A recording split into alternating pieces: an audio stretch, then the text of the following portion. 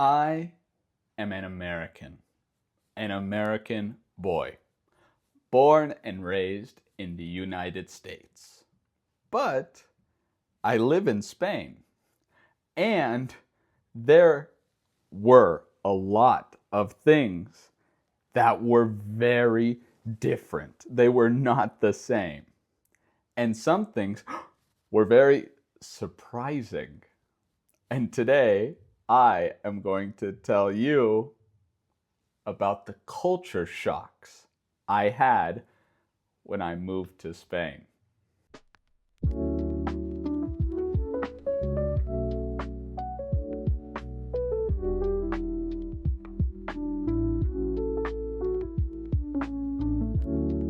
Hello, everyone. Welcome back to English on Autopilot. And today we are talking about culture shocks. What are culture shocks? Well, every country and every place has a culture, has their own customs, has a way of life, and a way that they act and interact with other people. And when you move to a new country, things are very different, very different. And those moments when you see or hear or realize that something is different, well, it's shocking. It shocks you. And when I moved to Spain, there were some culture shocks. Let me tell you about the first day I was in Spain. Well, the first morning. I arrived in the evening at about 6 or 7 p.m. And I went directly to my first apartment. I showered, ate, and went to bed. But when I woke up, I needed a cup of coffee. You know that I love coffee. And I went to a neighborhood bar, a place to get a coffee. Because in Spain, a bar is not just for beer, wine, and alcohol. No, at a bar, you can get everything. Food, coffee, a bottle of water, everything. I walked into the bar. I walked in and I did not speak Spanish. Very, very little. Very little. I could say, hello, thank you. My name is Dagan. I am American.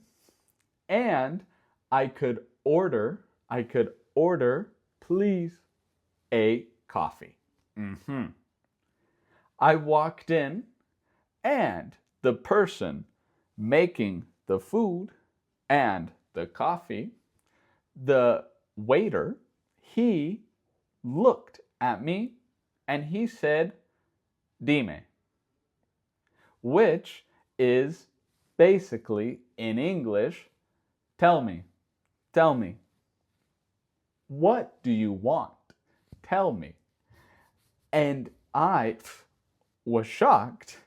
In the United States, a waiter will say to you, hi, good morning.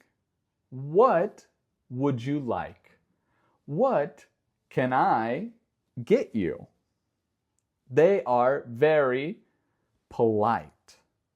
In Spain, they are polite, but they're very direct.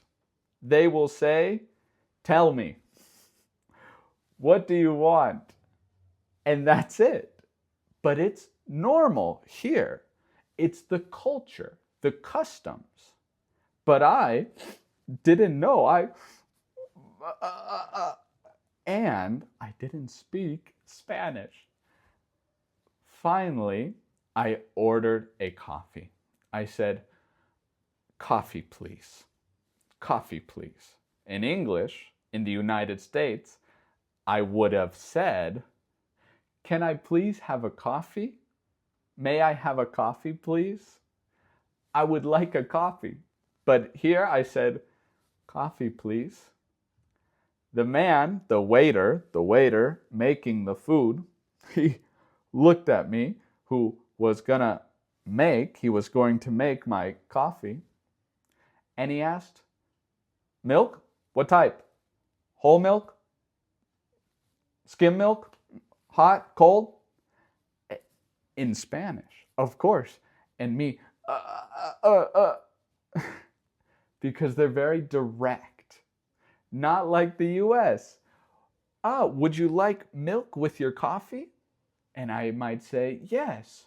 And the waiter will say, would you like it warmed up? Would you like whole milk? Would you like almond milk? Would you like cashew milk? But here, no. You need to know. Finally, I had my coffee, and the waiter was very nice. He talked to me for 30 minutes. For 30 minutes. See, in Spain, they're very nice, they're very polite, but very direct. Later that day, I was walking around the city, and I was hungry. I wanted to eat. And in Spain, the weather is very nice. And I wanted to eat outside, not inside. No, everyone was eating outside. Well, in the US, the host or hostess they take you to your table to eat. But here, no. If a table is free, if no one is sitting at the table, it's free. Meaning you can sit down. You can sit, and that's it. But I didn't know. And so I saw a restaurant that, the food looked very good. And I waited. I waited. And waited. But no one came to talk to me. No. So there I was. And finally, a waiter was walking. And I said, "Excuse me, can I sit here? Is this table free? Can I sit here?" And the waiter looked at me. He was like, "What? Can you sit there?" Yes, no one is there. He thought maybe I needed help to sit down. He was confused. But here, you just sit down. You sit down.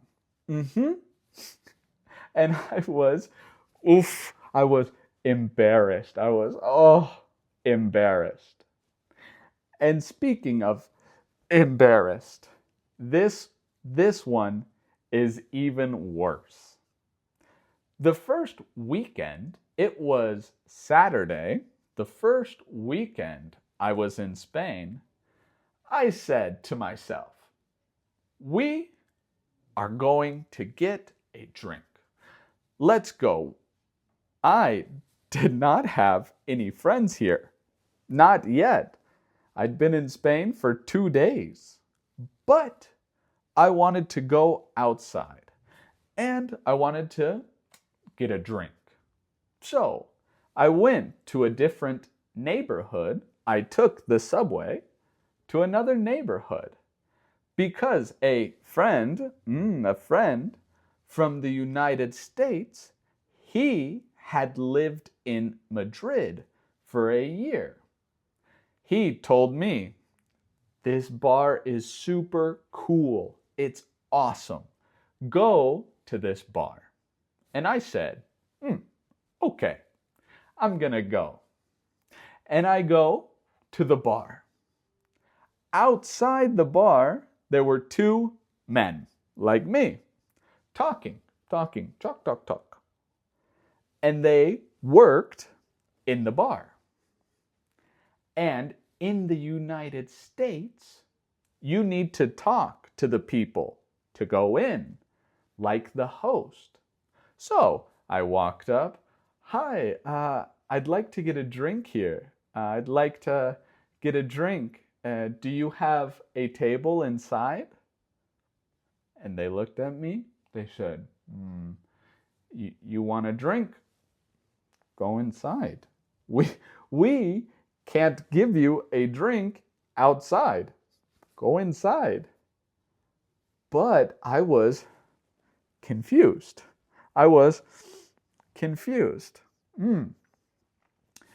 Because in the United States, to go into a bar, you need to show your ID that has your age to show that you are 21 years old. And I asked, do you need to see my ID? And the two men, they laughed. And I was confused.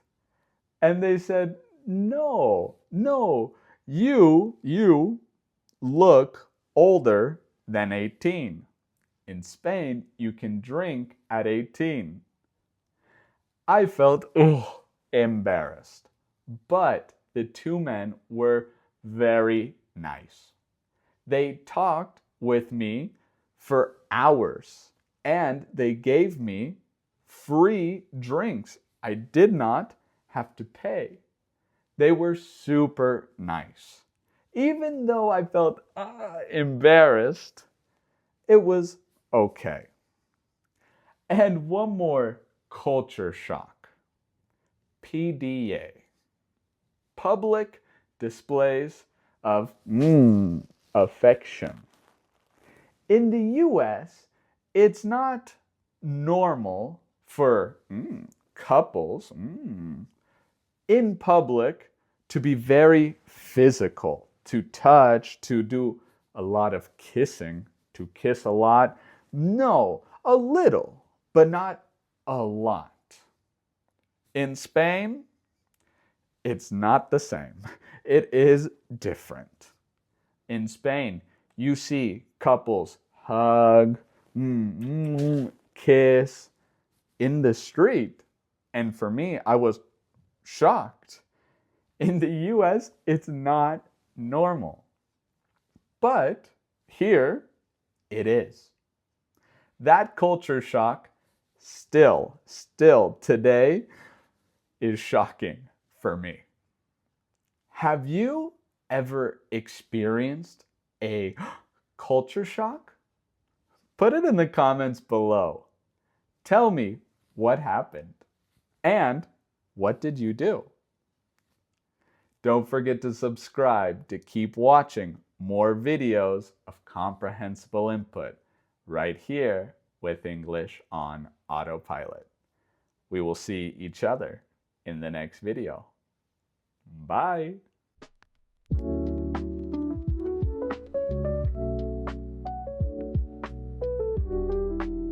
What do you want?